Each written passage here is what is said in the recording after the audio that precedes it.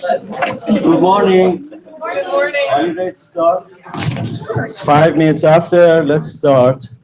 Thank you very much again for showing up here. My name is Ahmad Hakim Elahi. I'm director of the office here in sponsored programs. I have my colleagues from sponsored programs and accounting and audit and compliance and virtual presence from IRB. So we have Cindy from IRB here. She would have some updates.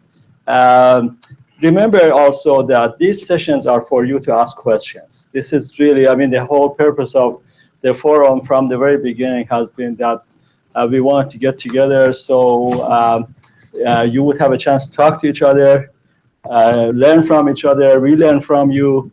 You ask questions from us, and whatever the process, the procedures we follow, the updates, and so on and so forth, and we would try to answer. And from the very beginning, we said that there might be questions, and there have been in the past many of them that maybe we wouldn't have the answer here, but we would come up find the answers for you. But anyway, this is your time, as opposed to presentations, lectures, and all of that. So you can form it however you want to, and we are here to provide services. So with that, typically we give you some quick updates regarding changes and new policies from any of the service offices that we are in to start the discussions. So with that, let's start. Cindy from IRB is in her office in Sacramento, and she has some updates in IRB. Cindy, can you hear me? Yes, I can. Okay, I have to make you a little bit louder. Go ahead, please. Okay, well, I have about 5 things I'd like to discuss. And the first one is that we have been conducting IRB office hours for the past year.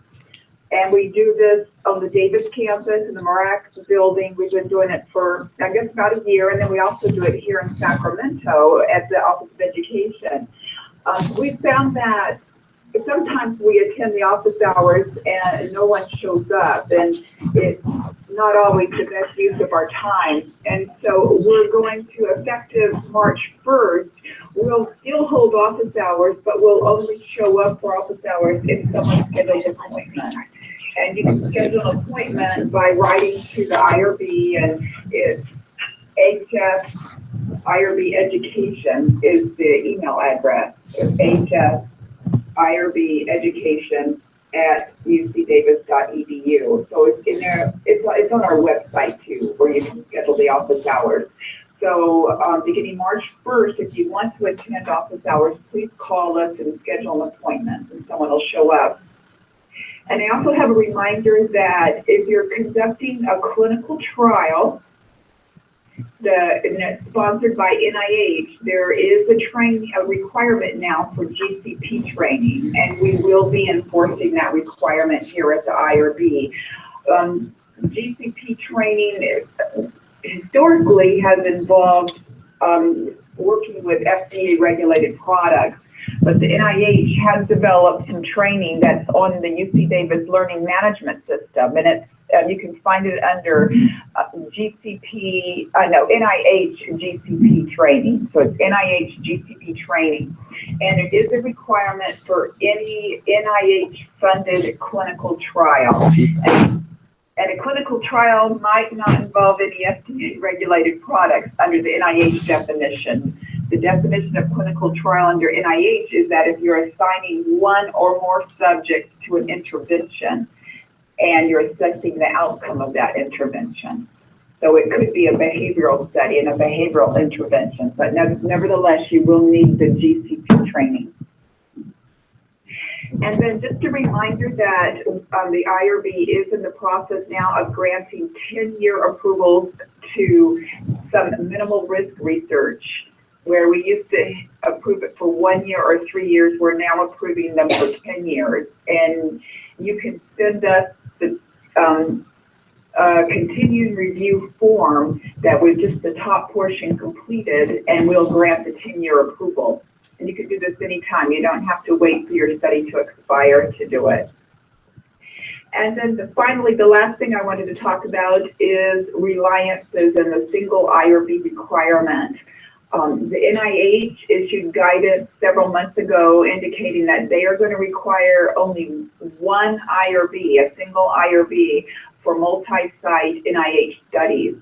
And if you're working on a grant or grant proposal to the NIH or research that will be conducted at more than one institution, you will need to incorporate in your grant the plan for IRB review, and also in your budget the expenses for the IRB review. So if UC Davis were very willing to do the central IRB review, it just needs to be documented in the proposal and then budgeted in your grant. If you have questions about that, please call me or call the IRB and we'll help you with that. And then I'm open to any questions. Okay, questions for IRB? Do you see anything online? No? Come on, I'm sure there are lots of questions. That was a lot of information. Okay, so let's see, regarding this budgeting for clinical trials, do we have guidelines at this point, or, I mean, for the review, the budgeting for IRB review?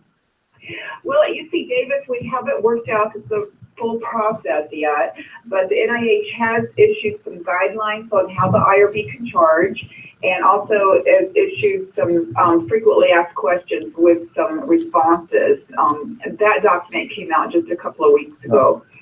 And so we will be setting up a process for charging for the review, just like if another IRB, an external IRB is reviewing, we'll need to have a process for compensation or look at how they're going to charge out of the budget for the IRB review. But this is all brand new and we're trying to iron out the, all the wrinkles.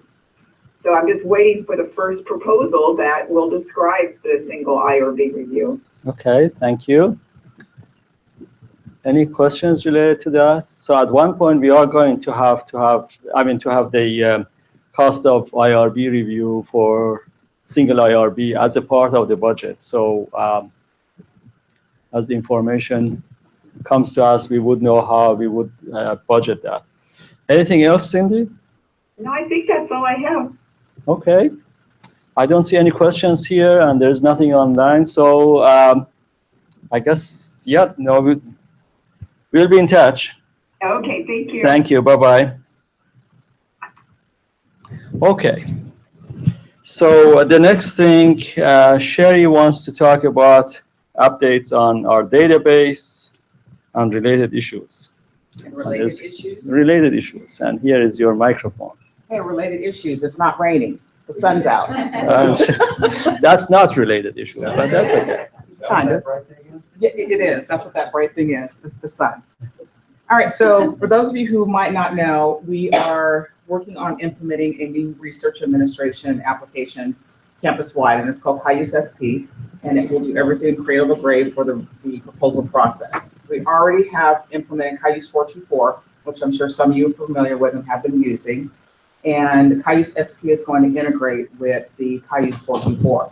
So one of the biggest things that we're having to work with the vendor on is loading all the institutional data and loading all the users. We have thousands of users. So basically we have to put it in a template, they upload it, and then they give us validations back whether there's anything wrong with it. And we've been running into some inconsistencies with that template. So we've sent them the final one, and we're going to start user acceptance testing, the testing of our sandbox system with our user focus group, but that's not going to happen until we get that instance, and we have to wait until they approve all the users and all the institutional data. So we're hoping to get that sometime next week, and then the week after that, we will have the focus group kind of take it for a test drive and start getting into the system and using it and getting used to it. So that's our biggest hurdle that we're trying to get over. We're hoping that the pilots with selected departments are going to start sometime in spring, but we have a lot of things that we need to get in place first. We also have the reporting team who are evaluating and looking at new reporting tools to hopefully bring more consistent and more efficient reports to campus and as well as to UCOP. So we're evaluating different systems to see which one's going to work well with the data that we have coming out of the Cayuse. And then the other thing we are working on is the feed to CGA for the awards. We're working on that right now. So we finished all the coding and they're actively testing that. And then the last component we're working on is the HR Connect, which you've heard me mention before. For those of you who use Cayuse 424, in order for you to list someone as a PI, they would have to have logged in to 424 on their own. When you go in there to add that person, you don't see their name. What a lot of individuals are doing is they're creating the profiles for them, which unfortunately causes that person, when they eventually log in, they're locked out. So it is actually under that person's name and not under the individual who the profile is for. So to alleviate all that, we're going to use another component from Cayuse called HR Connect. And that is going to pull in all the personnel information in automatically and set up all the profiles, so that individuals won't have to log in. Their names will already be listed within the system, which is a huge change, which is going to be really good. Every time I say that, people are like, you just had to start and finish with that, and we would have been fine. So yeah, so once we have that, so they're in the middle of testing that to make sure the information is pulled over correctly and that it works well with the system. Any questions? You mentioned that the next step would be the focus groups have a chance to get in the sandbox. Correct. Repeat the question, please. Is that, who are those people? Okay, the question was that we're going to have the focus groups. They're going to be taking a test drive with the system. We have a cross selection of campus individuals, and we actually have individuals from all the colleges. So it's representing the whole campus. And I think we're up to about 35 individuals on that group. Does that include SPO analysts as well? There's some SPO individuals on there as well. But also the SPO analysts will have a chance to kick the tires on the system as well. Thank you, Erica. Any other questions? Yes. Have you selected departments that will pilot it, or do you have like a timeline yet? The departments that we've selected, we have a tentative list right now. We're still fine tuning it. So once we don't want to put up too much information because we don't have the sandbox yet. So that's kind of putting a stop on everything that, dates, trying to figure out the dates when everything's going to fall into place. So once we have that and we figure that out, then we'll have a more concrete list. All right, any other questions? Beautiful. I have a Thank you, question for you. Oh, of course you do. Now, seriously, I know that we have been talking about this system for quite some time, and lots of people know, I assume, what the changes would be. But if I'm sitting in a department and I'm working with sponsored programs today, what would change for me? I mean, what would this system do? How would it affect what I am doing in the department? Well, the biggest thing is that the departments will be responsible for inputting the proposal data information into the system directly. And you'll have full access to your proposal information, your award information. Also, one of the biggest things, the data sheet will be going bye-bye. So what we're also working on, and thank you for bringing that up, what we're also working on is looking at where each of those items on the data sheet, where that data is going to be held in the Cayuse system. So we're having to cross-reference and make sure that we have everything accounted for, all the questions, all the check boxes that is going to be in the system. So that'll make it a little bit simpler and easier for the SPO analysts as well.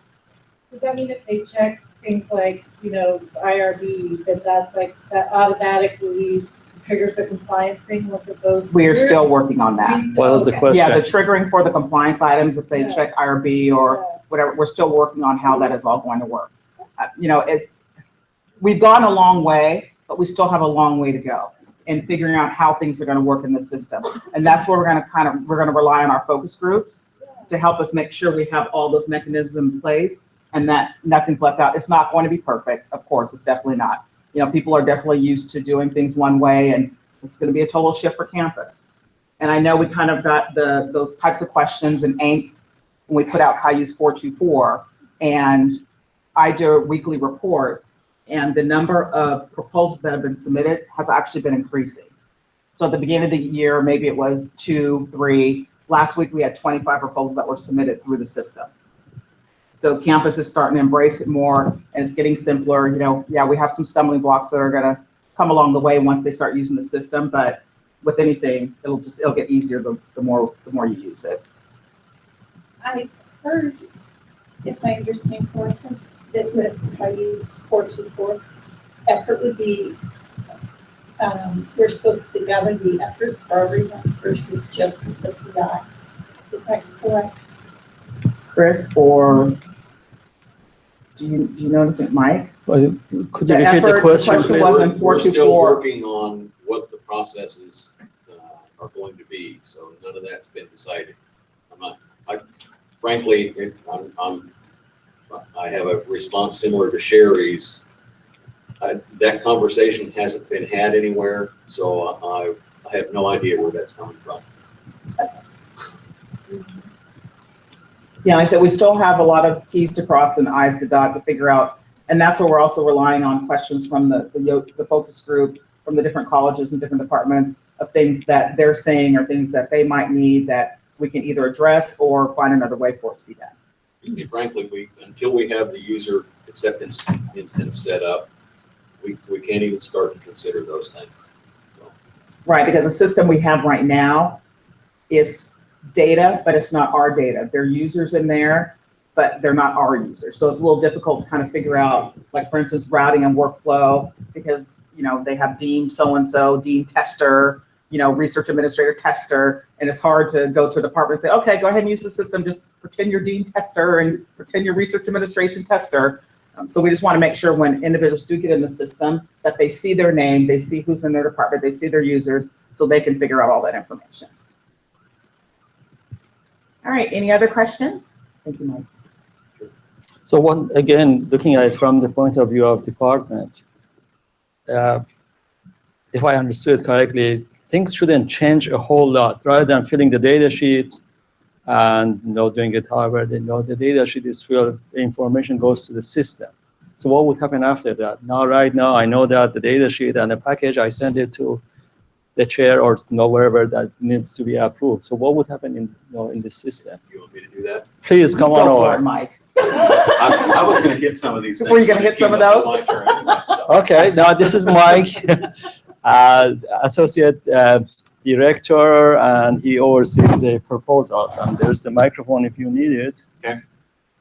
Do I need the microphone? You're gonna make me sit right I here. don't know. You're gonna make me sit right here. Thanks for joining us this morning. Welcome, everybody. Ahmad has touched on some of the operational issues of what we'll be doing here, but I can just give you a couple of examples. As Sherry said, the data sheet is going to disappear. And currently what you're doing is you're entering the data in the data sheet. You send the data sheet to us. We enter the data in our system, and then it goes through. And in addition to entering the data in the data sheet, let's say you're doing a Cayuse 424 proposal. Those of you who have done that, this will be familiar to you. Those of you who haven't, I'll relate it to you a different way. You currently need to enter many of those same data points into the Cayuse 424 system so you can submit your proposal. If you're not using 424, you're entering those data into the government's 424 form, creating a file, sending us to that, and that's what we submit to the government. What the new system will do is remove one of those data entries for you. You'll no longer have to be entering into the data sheet. You'll enter into the Cayuse system, which will feed into the 424 form. And so you've only needed to enter those data once rather than twice. And there are a lot of opportunities there where both for the campus and for SPO, where we're doing away with a lot of the duplicate data entry. And so it's going to be I think it's going to be a tremendous thing for the entire campus. But we need to work out a lot of details, as Sherry said. And we can't work out those details until we've got the user instance up and running. So that's what we're dealing with. Any other questions?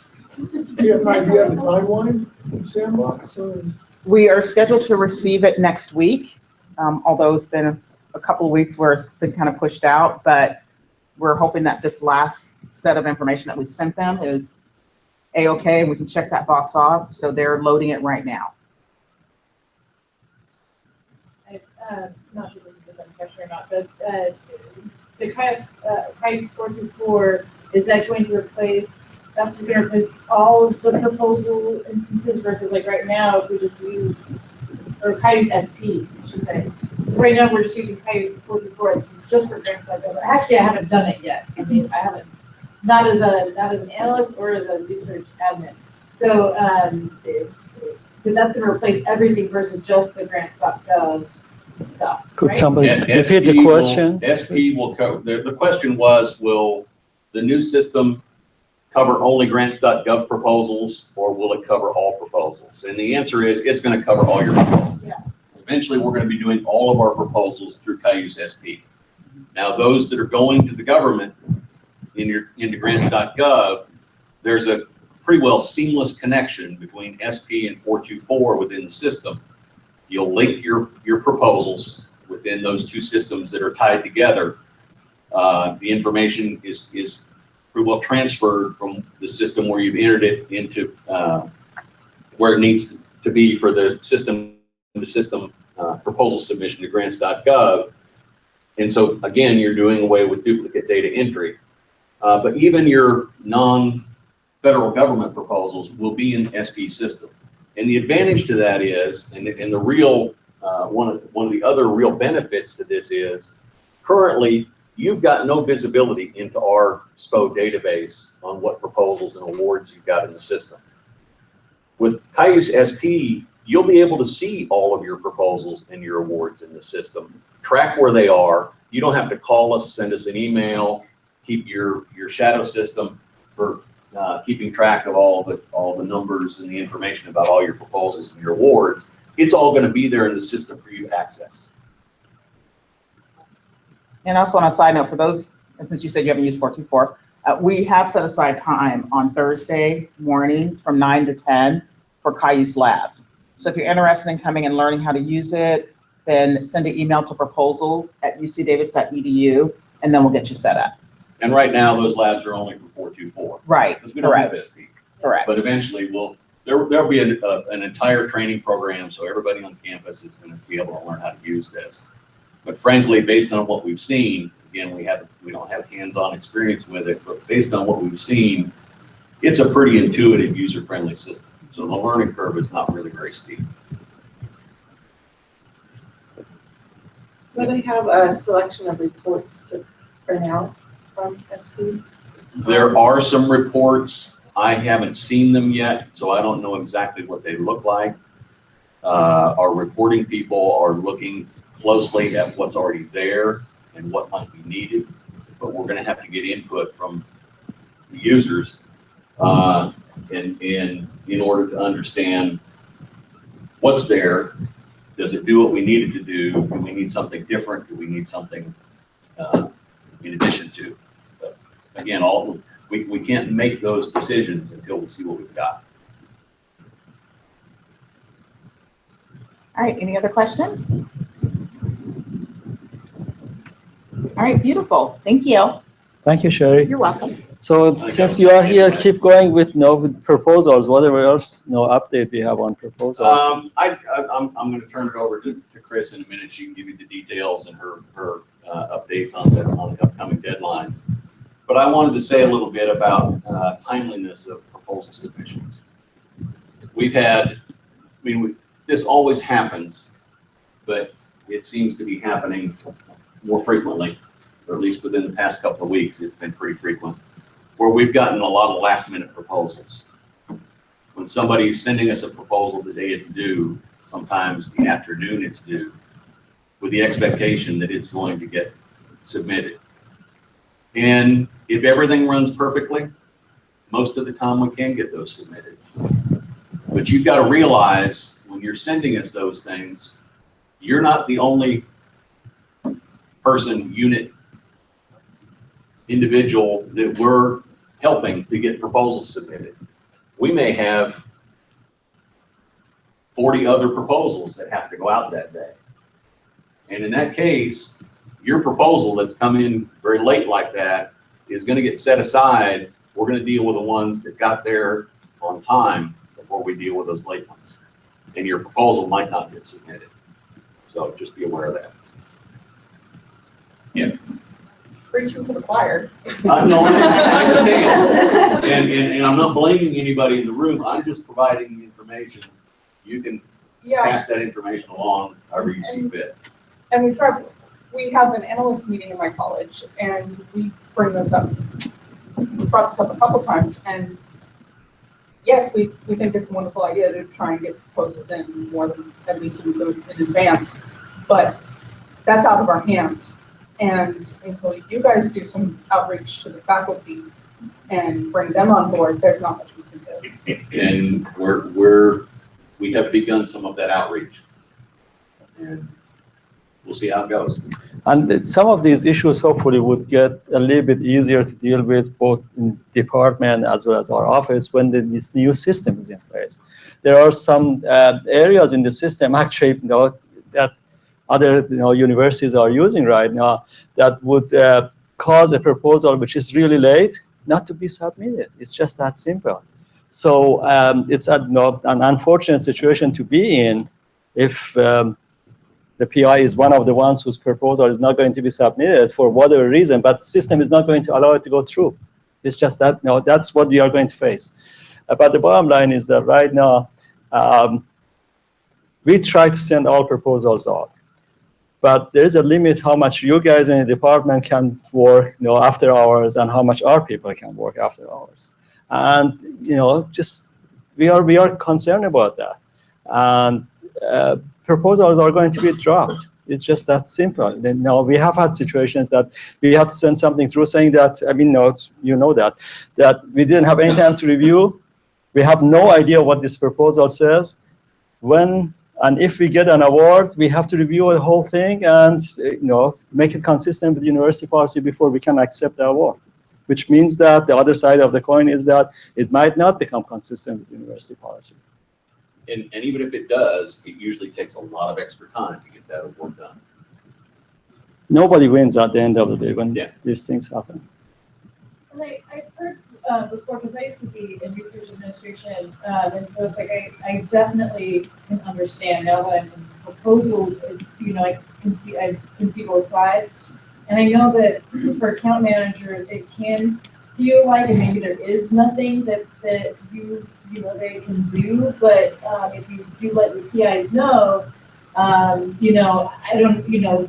if you can be as proactive as possible and asking them if they have things to submit that week, that month, things like that, and just letting them know if you submit this the same day, it might not get submitted, then I think that will help, because the research administrators are the first line for us. That's how we communicate with the PIs in a lot of ways, and so I feel like I hear that as a proposal analyst a lot, that there's nothing that the research administrators can do, but that's, to me, that seems like, that's just like, pulling out of it, like, oh, there's nothing I can do, but I feel like that there is proactivity that can possibly happen on that end, and say, if you're gonna submit this, to me, for me to look at, and then I have to submit it to SPO that same day. I mean, it's shortchanging absolutely everybody, and it might not be. And it's not just the same day. Even a proposal that comes in the day before or a couple of days before, we might not have time to get to it. We ask for 5 days lead time. That's the institutional standard. It's on the data sheet. It's all over the website. Our expectation is that we're going to have 5 days to review that proposal package. Now, if the PI wants to keep working on the science, that's fine, but we need at least a draft of the proposal, and we need a complete package. Just sending us a data sheet is pretty well useless because there's nothing for us to review. And so the clock really can't start at that point. We've got to have a complete package in order. On that issue, actually, there's a balancing act here that we are absolutely sensitive to the fact that when a PI is working on a proposal, they want that scope of work to be as crisp, as perfect as possible. And in human nature, to the last minute before the deadline, they want to work on it. And technically, there shouldn't be anything wrong with that they are working on scope of work to the last minute. There are some other issues, the budget and so on and so forth, things that we have to review. We have to have them in advance. So again, one of the beauties of these systems, the system once we have it, and other universities are using, is that all of these two components can be put together, which means that the part that our office has to review can come through, while the PI is working on the scope of work or whatever they are doing to make it perfect, we can basically finish our work and lock it, and then they can know to the 1 minute before midnight that's deadline, they can keep working on it and they can send it through. So there is going to be that type of possibility in the system. We've currently got that with 424. Yeah, so what it means is that they can keep working on it. Our people would leave at the end of the day, their work is done, and the PI can keep working on it, and the people from the department are gone and send it through. So couple that with the fact that a call for proposal doesn't come out the day before the deadline. A good proposal has been in progress for 6 months before any of us would see it. So it's unreasonable to assume that if they are working on it for 6-7 months to write a good proposal, they can't give us 2-3 days, 4 or 5 days, whatever we need to review. It's just, no, we have to all help each other. Go ahead. I also will put out though that a research administrator can do everything perfectly. They can remind their PIs, they can constantly be hounding them about this information and still not get it until the last minute. And that's just the nature of the situation. And so, yes, it makes sense that the research administrator is the middle person, but the reality of the situation also is that I think going up and maybe talking to the MSOs and CAOs and the department chairs that this is what we need, and we're going to draw a hard line of you submit it less than 5 days. We're not looking at it. Yeah, and like I said, we're not blaming anybody. Can't. We're just informing you this is the situation, and pass along the information and let's all They don't help have each the other out. authority to This do it. isn't new to Well, us I as understand research administrators. In my department, my PIs know if they're gonna bring me something that quick, I'm gonna tell them right off the bat, I'll see what I can do, but I'm not making any promises. Yeah. Perfect. Because And that's you're fine. not meeting the guidelines that have been set down and are in locked-in rules. It doesn't mean I'm not gonna try, and I know my analyst is gonna try. Yeah. We're going to do everything we can to get the proposals out. Exactly. But the But fact there's is, a is limit to we what we all can do. know this. This is not new information to us. And we've been beating it in the best we can, but we don't have the big hammers. Regarding about, just, They see that we always get it in, we can manage to get it done. and again, we are here to provide that service. It's just, I remind lots of my colleagues from my office are here, and I always remind them that we shouldn't be beaten up, but we are here because researchers are here. It's not the other way around. We are here to provide service. But having said that, let me share with you something. Amy is here from internal audits or whatever, whatever the new name is today. But we have gone through audits on these issues. And one of the management, what they call management, corrective actions that we had last year based on audit of our proposals by internal audit was that the wording I might get mixed up, but the essence of it was that Vice Chancellor for Research has to discuss these issues of getting proposals late and so on and so forth with the Provost and the Chancellor, so they can talk to Academic Senate to see what type of help we can get. So that was one of our collective actions. They gave it to us last June or July, and they usually give you 3 months to finish it. So toward the end of the 3 months, they said, where are you? And we had to say that, well, everybody is changing at the upper management of the campus, and nothing has been done. So the first step has been taken already now. The Provost is aware of that this is the mandate that we have from internal audit. Now, what would happen the next steps? It would happen in the future. But anyway, hopefully help would come down from, from Academic Senate to just, they are the ones who can help us. Right. So they have started that process already. You've had your hand up several times. Because I've heard this so often. And you don't believe it anymore, I know that. I'm looking around and I think the analysts in SCO have always been spot on and working with departments. But why don't you guys utilize the research listserv in sending out the message which faculty are on the list? Because that goes straight from you guys to them. Now, okay, they may not read it, but at least you're getting the word from you to us. And ask people in the departments, you say it, you guys acknowledge it, but we can't say it if you guys don't put it in writing. So why not put it in writing and why not use the listserv? Well, a couple of good issues there. Listserv, first of all, I think right now has somewhere over 1,100 entries in there. Probably 96% of them are non-faculty. So not very many faculty members are there. Regarding sending something like this out, again, everybody has to help. It's not only Office of Research has to say something regarding the deadlines and all of that, but going from the point of view that we are here to provide service, we want to make sure that all these proposals go out properly. That's why people sit in my office and the next day they get in trouble. Just that they sat there till 9 at night and worked on a proposal that they should have stopped. So we have had those situations. But now I lost my train of thought. What I want to tell you, there was something else I want to tell you. But sending a message out is not going to help a whole lot. Oh, I remember what I want to tell you. 2008 or 9, I think, the vice chancellor from UC Berkeley issued exactly what you are talking about on their website, that they are going to enforce the 5-day rule, and anybody who is coming in less than 5 days, they have to go to the vice chancellor, get permission. The dean and vice chancellor get permission, come in, and if they say okay, they get reviewed.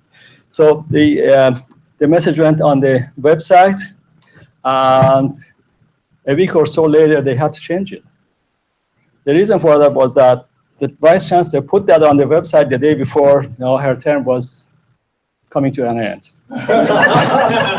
So it is a problem for the next one. So, and then they had to backpedal. You can make it work to say that if you are not here 5 days, this is not, I don't know, what should I say? This is not DMV. That you didn't make it, you have to come in next day. You can't enforce those rules at the whole lot. Make it human. Talk about how the analysts have to say until 9 o'clock. If 95% are us admin people in the departments, we'll print it out, we'll hand it to the faculty, we'll forward it. It's a good point. It helps us in the department rather than us say, Spo said, having something in writing will help us. Well, we have it on the website. Maybe we can remind them, that's a good point. I don't think it hurts to send it out until then. No, I hear you. That I think it's fair that what you guys are saying. I think, if it's 2 days or something, give examples of when proposals weren't submitted. Mm-hmm. That'll really be challenging. Good point. Good point. Thank you. That's a report we need from SP, something that can quantify this. Uh-huh. How many proposals come in late? How many don't get submitted? We are working on a report on that right now, actually. It's old data at this point, but I generated that report about a year ago, and I can pull it up by faculty member, by department, by college, by departmental administrator, by sponsor. But that's Yes, there are why, repeat offenders. we really do mostly get them in. There's not very many that we miss, but sort of getting human about it, the impact of it is our blood pressure, all those analysts work in the same room for a reason. We're gonna install padded walls. We really do mostly get them in, but it takes a toll when it's like that for everybody. Well, and I think that one thing that needs to be known for me too, anytime we have to rush and do this, we end up dropping other ones. And that's where Mike commented that we're gonna start, the ones that got it in, we're gonna put those in front of the late ones, because we've been trying to get everybody in and to make all the good ones.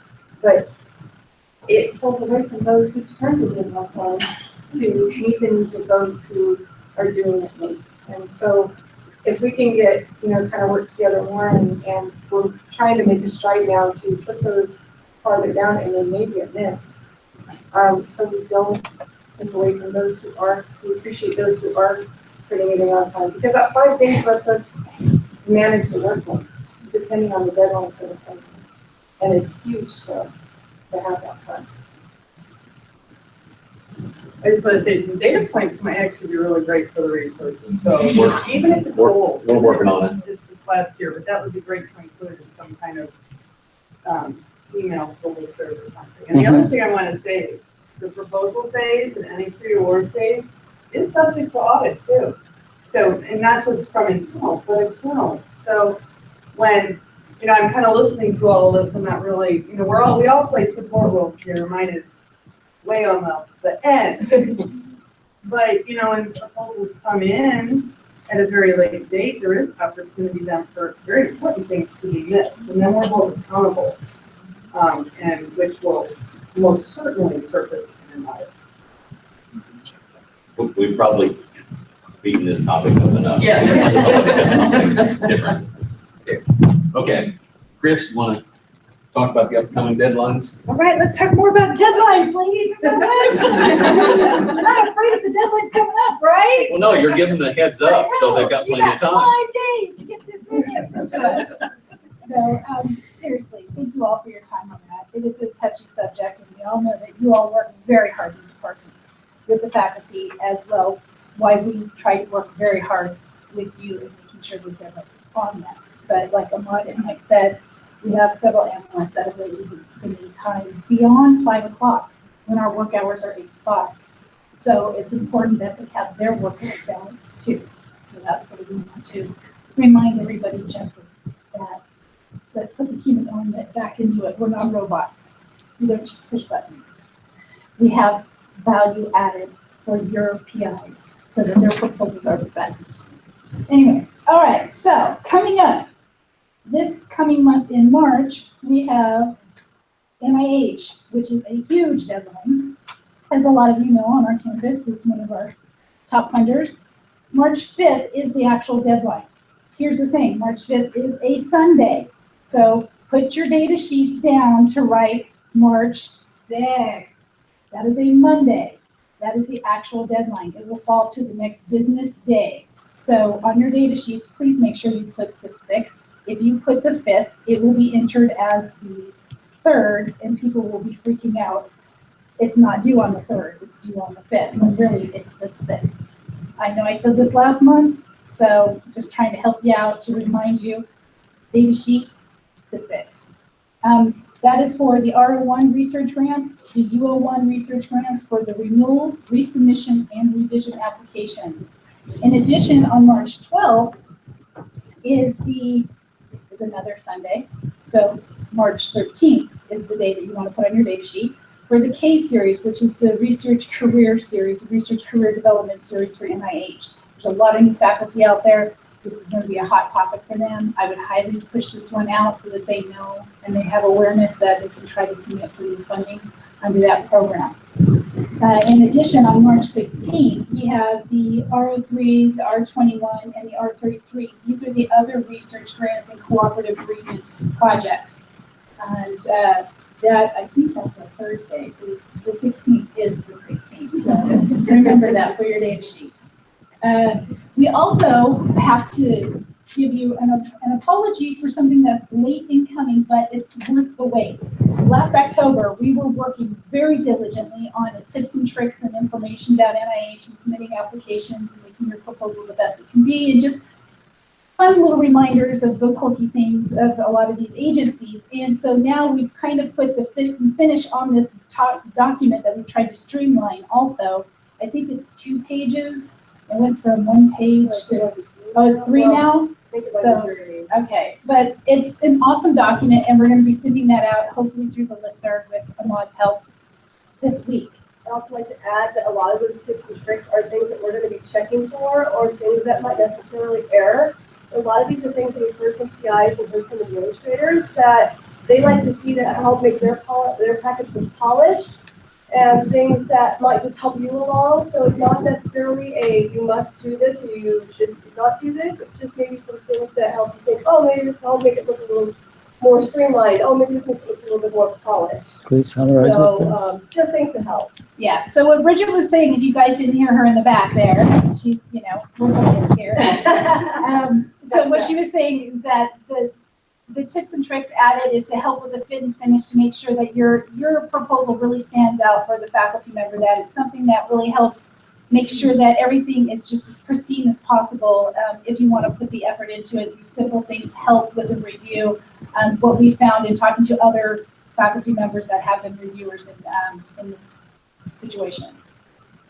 The other thing is for NSF. We have several coming up with NSF on March 1st and on March 6th. We have the cyber and the cybersecurity. That's a hot topic right now for those that are in engineering. And then on March 15th, we have the advance, which is the advancement of women in academic science and engineering careers. This is another hot topic that a lot of new faculty and early in their development years of faculty that I think for women faculty are going to be really interested in wanting to submit to this call. So again, that's March 15th. On March 29th, we have the STEM, which is science, technology, engineering, and math, as well as with computing partnerships. So that's another good one for the engineering if you guys are interested in that. A couple others that are ongoing, which some of you should already know by now. For USDA, they have an SCRI program, which is the Specialty Crop Research Initiative Program. That was a invite proposal submission. People had to submit their pre-proposals back in November, December. They have now since been selected to go forward with their full proposal submissions. Those submissions are due on March 1st at 2 p.m. So those of you who have received word from your faculty members, it's really important that you follow the call for that. It's very specific to USDA. In addition, the deadline is 2 p.m. our time. So we really need to make sure that that proposal gets in and submitted properly, or as soon as possible, at least 2 days in advance. So that way, if there's any errors or anything, that we can make corrections. In addition, there's the CDFA program through the California Department of Food and Agriculture, which is the Specialty Crop Block Grant Program. Oh, that's a mouthful. That one is due on March 6th. Again, that's another one where it was a not a limited, but a pre-proposal submission of concept papers were due, I think, in October, November-ish. And now they've been selected, the faculty that have been selected to go forward with the full submission have been notified. That submission again is on March 6th, which is again a Monday, which is also butting up with the NIH deadline. So our office is going to have quite a few proposals. I would estimate at least 65 proposals for this one-day submission. So we highly recommend that you submit these proposals early, a couple days in advance, to make sure that we've got everything.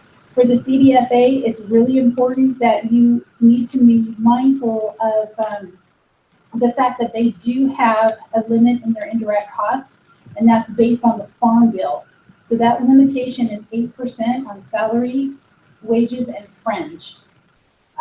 For those of you that have worked with them in the past, we've put the tuition, because of the way the state had operated, we put the tuition in the benefits section. They now acknowledge the benefits as benefits and are asking us to appropriately put it back in other direct costs where we normally identify it with all of our other proposals. So that is one change. It's in their frequently asked questions, so I highly recommend you go to their website and look at their frequently asked questions, because it's got a lot of good information that will help your proposal do the best it can be. Do you have any questions about some of the proposal submissions? All right, you guys are awesome. Bye, days in advance. Grace, do you want to go next? Grace is Associate Director on the award side. You know her? Yeah, good morning, everyone. I'm Grace Liu, Associate Director on the award side of the Sponsor Programs team. I have 3 announcements today pertaining to awards. The first one is Caltrans has agreed to use the California Model Agreement. Yeah. So does anybody here come from a department that receives Caltrans funding? No? Okay, well, if you do in the future, the awards will be much easier to negotiate because they have agreed to use the model agreement. There is one caveat for projects that, for Caltrans funded projects that are classified as information technology. We're going to continue using the existing template through June 30th of this year. Starting July 1st, though, all Caltrans funding should be using the model agreement. So that brings Caltrans in line with the rest of California state agencies. And I think the two agency exceptions to the model agreement are California Institute of Regenerative Medicine, CIRM, and then the California Energy Commission for their EPIC program. And the EPIC program is their electric program investment charge. But it seems like all the other agencies are falling in line, which makes the award negotiation a lot easier. So that's good. My second announcement is that the Environmental Protection Agency freeze on grants and contracts is ongoing. In late January, the EPA froze funding for grants and contracts. There was a little bit of confusion about what the freeze meant, and UCOP has clarified that the freeze does not apply to existing awards, it applies to new awards. So you're free to spend the money you have, but new money probably will not be forthcoming for quite a while. Of course, we have no idea how long the freeze will last. The new administration is reviewing, and who knows how long the review will take. My third announcement is related to my second announcement, and that's the White House has issued a freeze on implementing new and pending regulations, giving the new administration time to review them. And I have included a list of the regulations related to research institutions published on the Federal Register since January of 2016. Now, for those regulations listed here that have an effective date of January 20th or prior, it's probably gone into effect, and it's in effect as it was published. That's because it was prior to the effective date of January 20th, which is when the new administration took over. Yeah, so if you look down here, I just want to bring your attention to one which might affect some of your departments. That's on the second page, the Department of Education's final rule on open licensing requirements for competitive grant programs. That rule had stated that grantees receiving U.S. Department of Education funding under a competitive grant program had to openly license their copyrightable grant deliverables. Right, so that is now frozen for at least 60 days. So it's not going to go into effect on its stated effective date of March 20th. It's pushed back at least 60 days. So that means, by the way, anybody here with USDE funding? Okay, verify. So for those departments, you can copyright and license that for a little while longer, but since this rule is percolating, it means that at some point the USDE is going to force you to make all of your deliverables open source. So no institution can solely benefit from the copyright of these USDE funding. Yeah, are there any questions on what I've announced or anything else related to awards?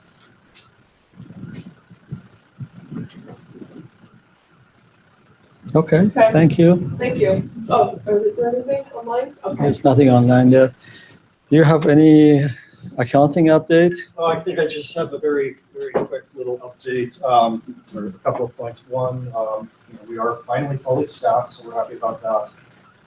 We have implemented a new quality assurance process, so getting awards set up and amendments processed will go through an additional review in contracts and grants accounting. So we're doing our best to keep things moving as quickly as possible, but there might be a slight delay that we encounter, especially as we're also moving towards a paperless process. So our folks are having to let go of all the paper, so it's a bit of a transition. That was one thing. Another thing is maybe a reminder that it's very important to get your sub-recipient invoices processed promptly. They need to be paid within 30 days. And in addition to getting them into the system with a PI approval on them, please check that the payment terms are set to net. We'll try to catch those as well. We'll try to do some cleanup on existing NPAs to get that set up to be paid immediately upon approval of the document. We've had a couple that didn't get paid for some period of time well outside of the 30 days that we need to be making those payments to those subrecipients.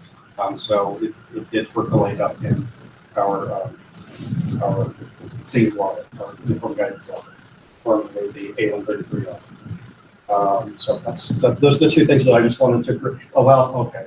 I feel guilty about this because the other thing is just with the timeliness, it feels like we're slipping a little as far as being able to use that second ledger where we need to have all of your expenses posted. So we get into a little bit of back and forth. There is an email that I've sent to our listserv a couple of times over the years, letting folks know that we really need to use that second ledger, and we're not going to accept any expenses after the second ledger, and which seems to help things along a little bit of time, and then we get back to our old habits. So I'll probably be sending some version of that out as a refresher, and then just somebody, Trey, to your point, you can at least share it with your faculty and say, look, you know, those meanies in accounting are just making things really difficult. Well, I don't know about others, but for me, a lot of what's been slipping is all of these programs have changed. We have Aggie Travel, we have Aggie Vibe, and a lot of the procedures that I used to use to keep track of these things and make sure that things were done on time have all gone away, and I'm having to develop new processes and new reports. So you're gonna have to give me a little bit of time to get back on track. Yeah. And you know, we do the same thing. We really do try to work with you and understand that you have different hurdles that you're getting over. It's just the normal plea. We have these hard deadlines, and our deadlines really, you know, same thing. We have that FFR has to be done and submitted in 90 days, whatever the timeline is. And then again, when the auditors roll around, they love to look and say, oh, look at that. Oh, you missed it by a day and a half. You know, doesn't matter. It's black and white. It's late. It's late. So we didn't get dinged on that this year, luckily, but I just worried that we could have exposure. So, sorry, didn't want to open up a new harangue.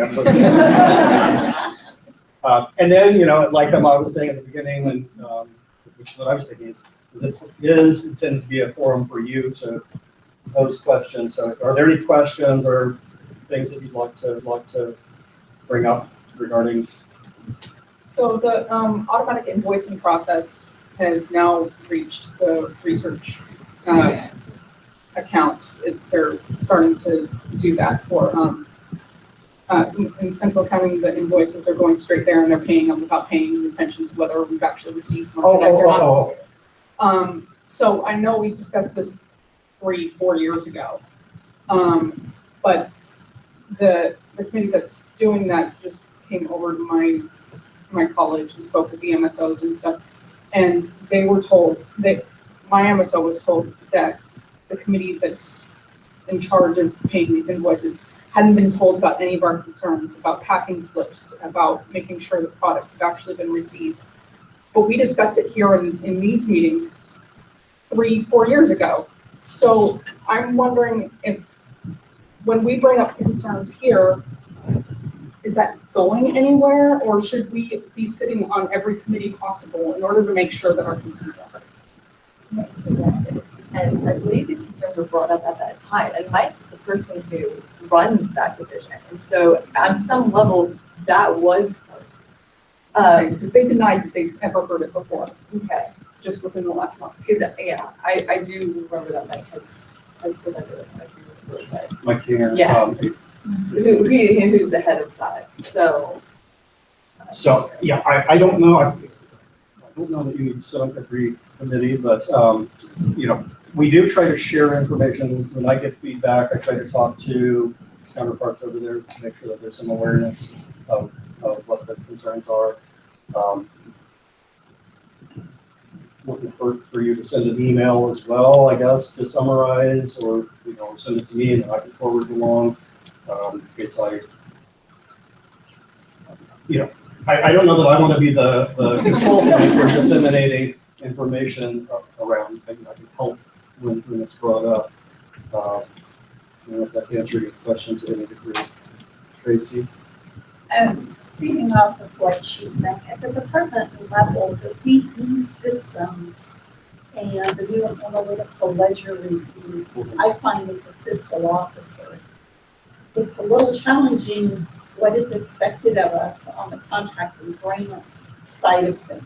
We get packing lists on ID travel. There's a time where we can't see the backup anymore.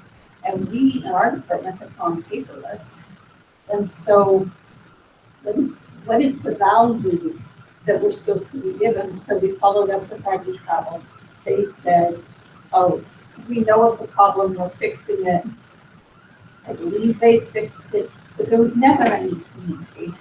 So I think that maybe some of us department people are sort of feeling a little bogged down in the research administration because these breakdowns of communication. And so the packing list, I mean, like she said, that was 3 years ago. And now with these new systems, ID travel, what are we supposed to be repeating? Seems like there's been a disconnect on what fiscal officers and contracts and grants are responsible for. I'll say something about the packing slip. So I know that people have reached out to me too, and audit has met with my new group and we've discussed the whole three-way match versus the two-way match. Right, so you have a request, an invoice, and then packing slip was the three-way, was the third point, right? So then you can guarantee you've actually received the product. So for efficiency and timeliness, they've gone to just the two-way match. So it's purchase order and an invoice.